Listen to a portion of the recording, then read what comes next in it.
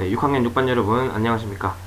자, 드디어 우리가 거꾸로 교실을 사회에도 한번 적용을 해보게 되었습니다. 자, 선생님들이 현재 하고 있는 프로젝트가 풀고 만들고 나누고 질문여행 프로젝트인데요. 자, 이 질문여행에 대한 이제 디딤 영상을 선생님들이 한번 만들어 보기로 했습니다. 자, 현재 우리 반 사진의 모습입니다. 오늘 분수 나눗셈 관련해가지고 이제 공식 설명서를 한번 만들어 봤어요. 분수 나눗셈 두 가지 원리 있었죠. 그 두 가지 원리가 이제 어떤 논리로 진행이 되는지 여러분들이 직접 설명서를 한번 적어보는 장면이었습니다. 자, 그러면 우리 본격적으로 한번 질문여행 디딤 영상으로 한번 떠나보시죠. 자, 2단원, 대단원 2단원이고요. 자, 근대국가 수립을 위한 노력과 민족운동이 되겠습니다. 자, 오늘 공부할 문제는 자, 우리나라에게 개항을 요구하던 시기의 시대적 배경을 알아보는 것입니다. 자, 이 디딤 영상에서는요, 이제 여러분들이 주로 역사적 사건에 대한 배경적인 부분을 선생님과 함께 공부를 하고요.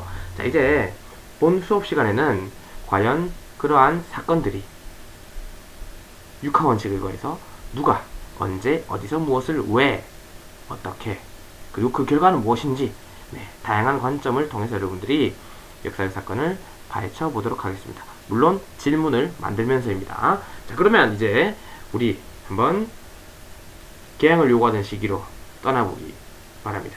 자, 갑니다. 자, 먼저 개항이란 뜻이 일단 여러분들에게 익숙치가 않을 겁니다. 자, 먼저 개항이란 뜻은요, 특정한 항구를 열어서 자, 외국 선박의 출입을 허용하는 일이 되겠습니다. 즉, 이 말은 무엇이냐? 자, 개항이라는 말이 등장했다는 건요, 그 이전에는 외국 선박의 출입을 허용했다 안 했다?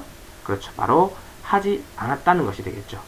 자, 그래서 지금 조선에게 개항을 요구한다는 거야. 자, 그럼 가보겠습니다. 조선의 그 당시 정치 상황을 한번 살펴보겠습니다.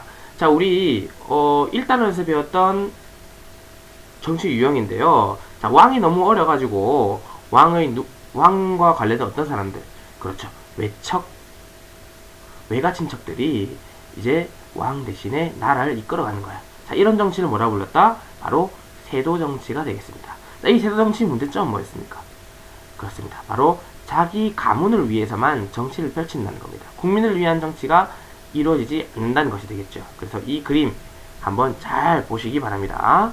전하, 정치를 하시기엔 너무 어려웁니다. 자, 그러니까 내가 정치하겠다 이 말이에요. 자, 국민을 위한 정치가 아니라는 거죠. 자, 두 번째 보겠습니다. 두 번째. 자, 바로 황곡의 문제인데요. 자, 우리 배웠던 황곡. 자, 황곡 보겠습니다. 자, 현재 곡간에 있는 곡식을 백성이 빌려주는데 갚을 때는 그렇죠, 훨씬 더 많이 갚는 그런 형태가 되겠죠. 특히 상태가 좋지 않은 쌀을 나눠주고 상태가 좋은 쌀을 받거나 혹은 이자를 엄청나게 많이 부과를 해서 백성들의 허리를 휘게 했던 그런 황곡의 문제가 되겠습니다. 자, 이런 정치 때문에, 이런 정치적 문제, 자, 세도 정치와 황곡의 문제 때문에 결국에는 전국적으로 농민분기가 발생하게 되겠죠.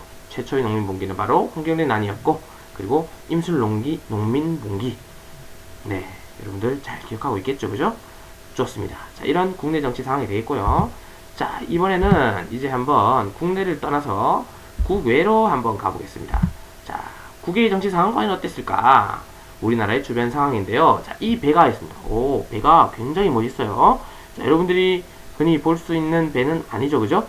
네, 이 배는 이제 예전에 조선이 개항 시기에, 그러니까 즉 19세기 1800년대에 이제 이양선이라는 거예요. 이양선. 자, 그러면 또 질문 나온다 또. 자, 이양선이 무엇일까요? 자, 이양선이란 바로 특이한 모양을 한 서양의 배를 뜻하는 겁니다. 자, 다 같이 무엇이 등장해라고요?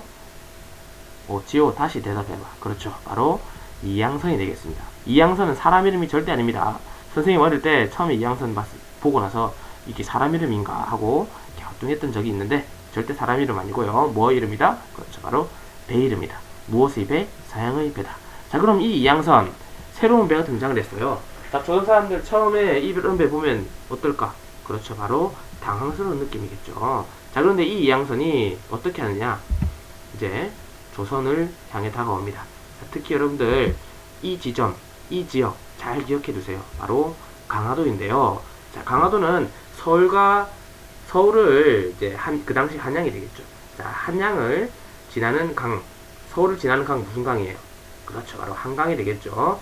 한강. 오, 승호 되게 잘했습니다. 자, 한강인데요. 자, 이 한강과 연결된, 네, 서울을 가장 가까이 갈 수 있는 강, 한강으로 들어가는 입구에 바로 강화도가 있어요.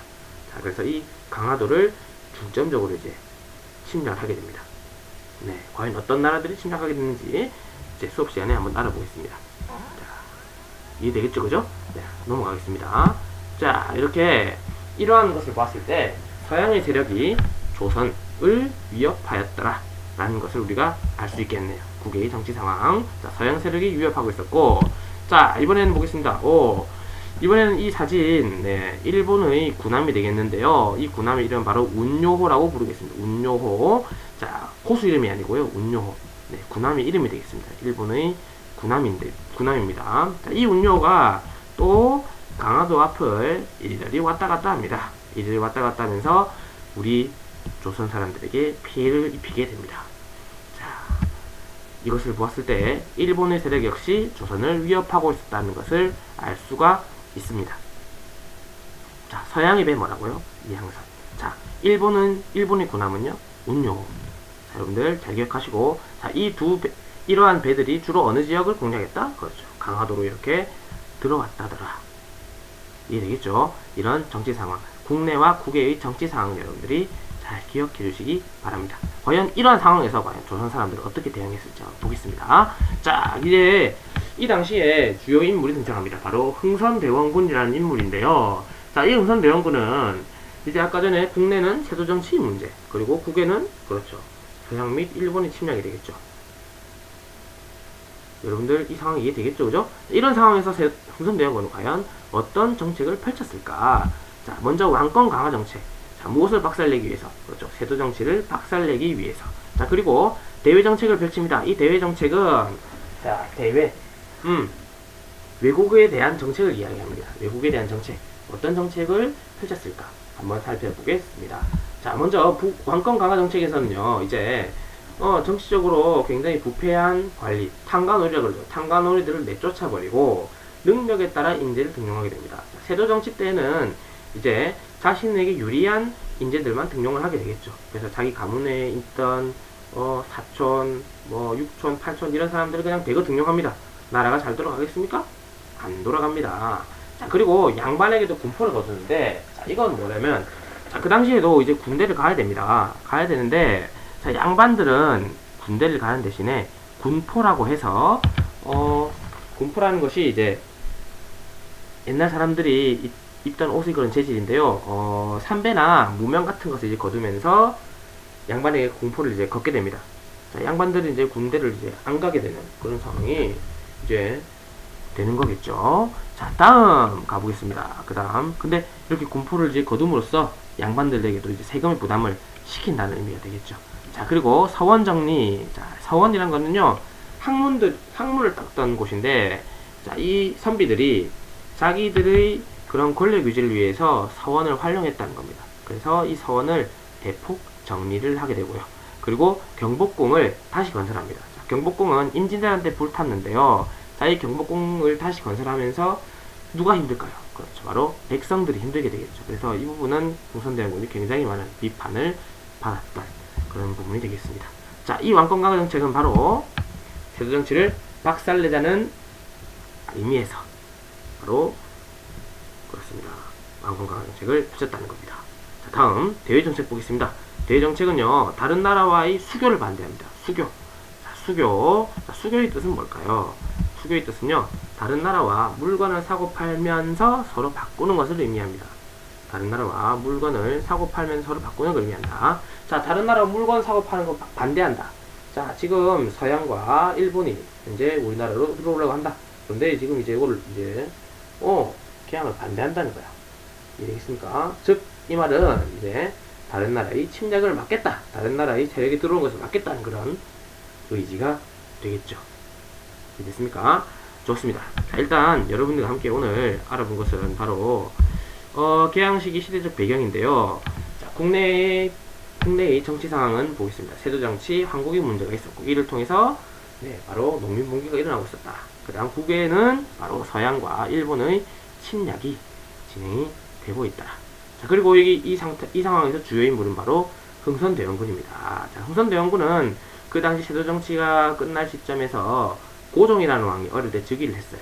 자, 이 즉위했을 당시 흥선대원군이 고종이 너무 어리니까 흥선대원군이 직접 이제 나라를 이끌었던 그런 인물이 되겠습니다. 자, 왕권 강화 정책을 실시했고 그리고 대정책을 펼쳤다. 자, 어떤 정책들이었는지 여러분들이 잘 기억이 안 나면 다시 한번 영상을 돌려서 확인해 주시기 바랍니다.